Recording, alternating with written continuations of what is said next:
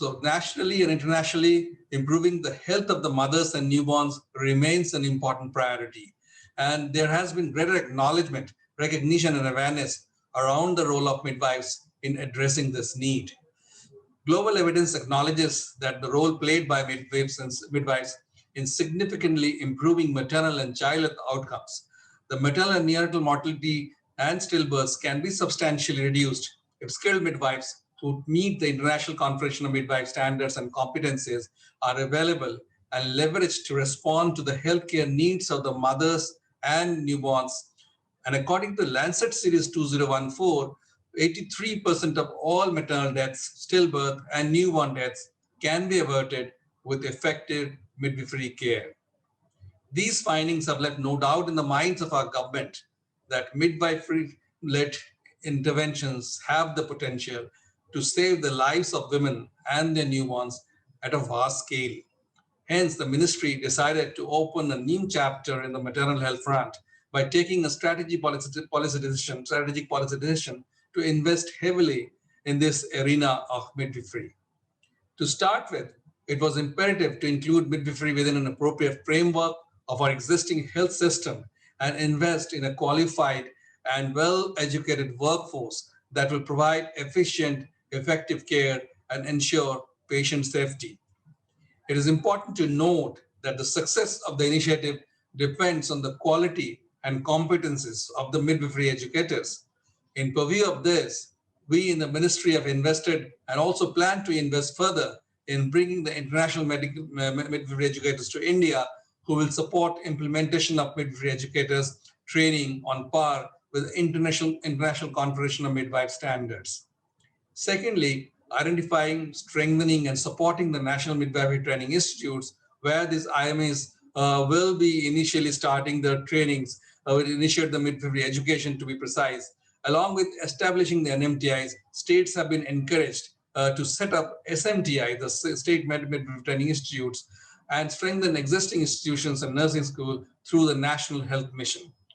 Many states have carefully selected a pool of potential trainees and have budgeted for salary of midwifery educators if they are to be freshly recruited, or for additional monthly top-up allowances for these educators under the National Health Mission in case an in-service or existing contractual candidate are deputed for midwifery educators training.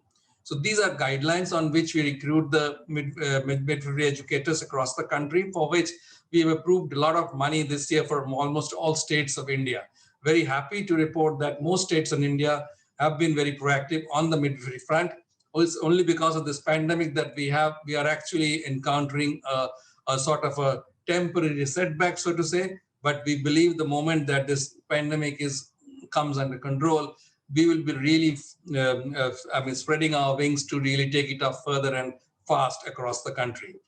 A major chunk of the technical and financial investment here in the ministry has gone into the development of the curriculum, the scope of practice, recruitment, travel, and training of nurse practitioners and in midwifery through the 18 months residential training program, including the 1 year of training followed by 6 months of internship and mentorship. Investment in midwifery-led care units is paramount and central to the concept of promoting natural birthing with quality, dignity, and respect, and also to curb over-medicalization of care during pregnancy and childbirth. To start with, a few states have been provided with NHM budget to establish MLCUs in the current financial year itself. Last but not the least, we are already underway planning for robust and penetrative IEC and branding for midwifery initiatives to make it visible across the existing health system as well as across the length and breadth of the country and the communities. As India gears up to implement the midwifery, our journey is no less challenging. Nevertheless, the commitment of the Government of India for midwifery-led services is unwavering.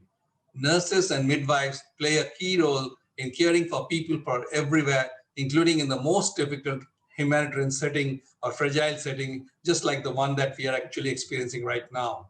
Furthermore, considering the future exigencies in the form of a disaster or a pandemic, a dedicated cadre of midwives for essential M&A services will be a long-term health system approach that will specifically take care of the needs of the women and children.